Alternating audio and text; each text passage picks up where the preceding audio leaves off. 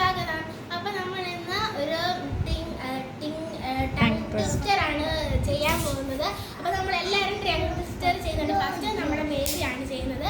Okay, നമ്മുടെ first baby പറഞ്ഞോളൂ ഒരു tongue twister. Blue bulb, red bulb. പറഞ്ഞേ. അത് 3 പ്രാവശ്യം പറയാം.